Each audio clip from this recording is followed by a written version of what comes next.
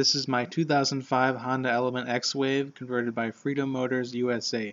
This is a fully converted version with a full lowered floor on both sides of the vehicle. I am going to go over the pros and cons of this vehicle and also the maintenance done so far.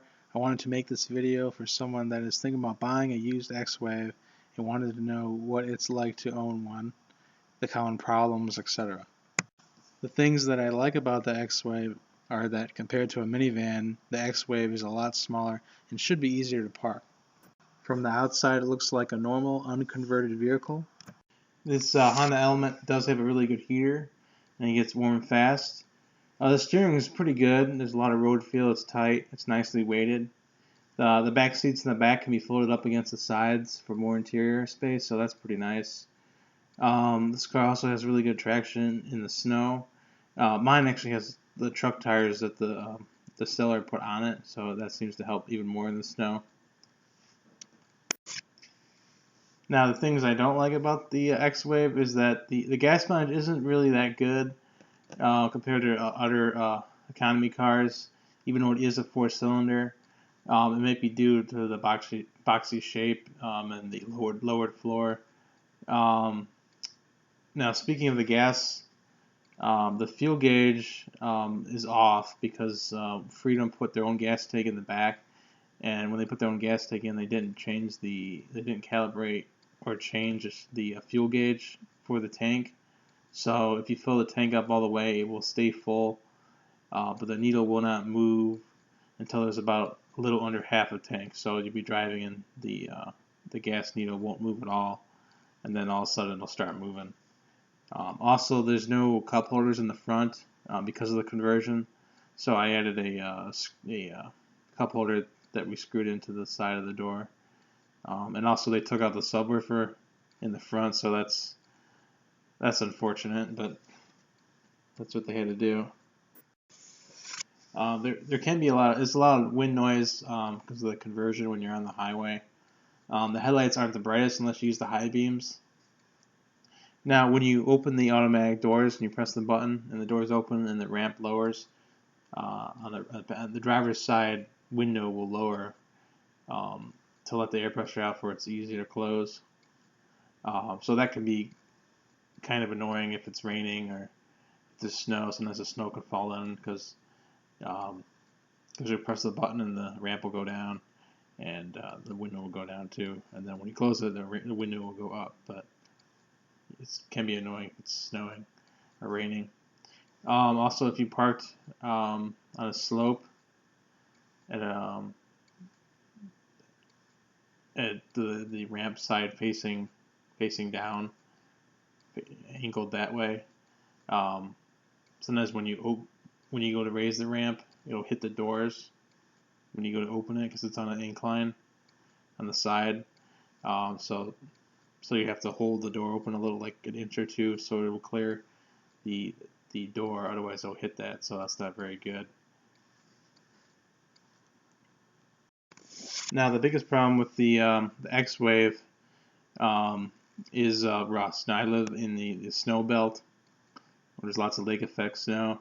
So, the biggest problem is the rust. For example, all the lowered floor are made of fabricated steel pan that they weld in after they cut the original floor out.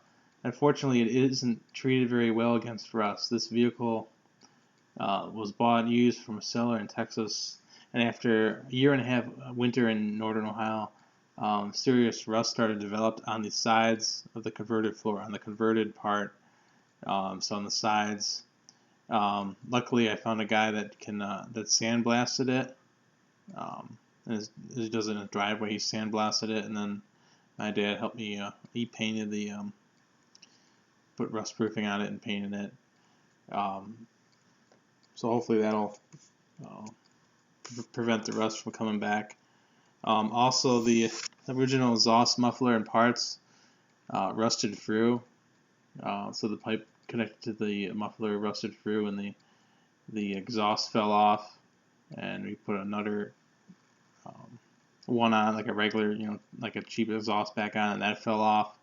So we had to take it to a place that makes custom performance stainless steel exhaust. So we got them to make custom exhaust and a custom muffler. So hopefully that won't rust anymore, but because it just keeps rusting and falling off if you just don't do anything, because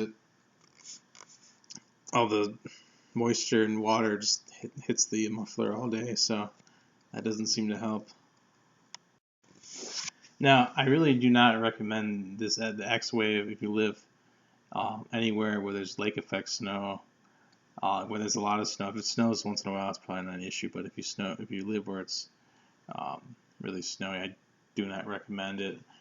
First of all, the floor of the Honda Element, it's really slippery when it's wet, and even the ramp, it's really slippery. It's not really grippy. I wish they used like bed liner or something that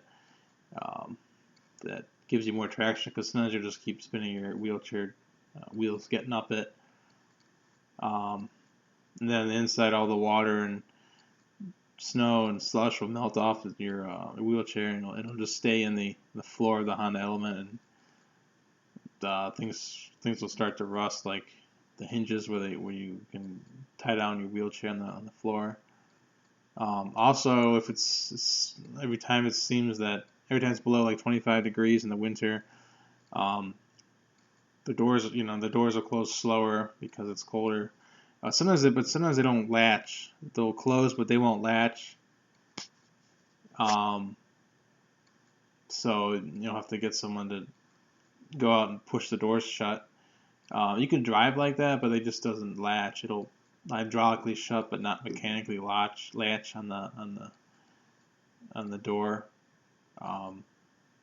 But so that's a problem, and then the lights will stay on. So sometimes it doesn't even shut. Sometimes the doors will, when you open them, they'll get stuck together. The doors on that side are really close together, so sometimes when it's like below 10 degrees, the doors will stick open. They'll open half a foot, and then they'll get stuck together. So I don't really recommend this in a snowy climate environment.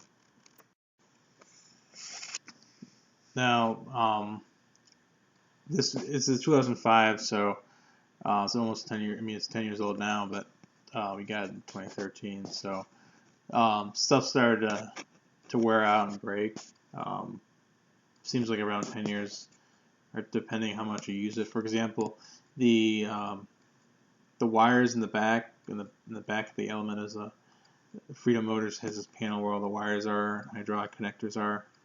Well, they're mostly electric wires. What happened is over time they use these cheap connectors, and they heated up over time from wearing, and they eventually melted the connectors, and the ramp just stopped working because the wires shorted out. So that could have caused the fire, but I believe they improved it, the later models, because we had to take it in we took it to Freedom Motors in Michigan to fix it, because that's where they're located, and they added better quality wires and such. So that seemed to help.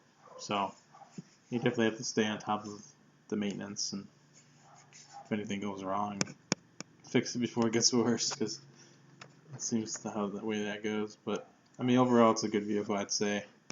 It's just all these little things in the rust that really kind of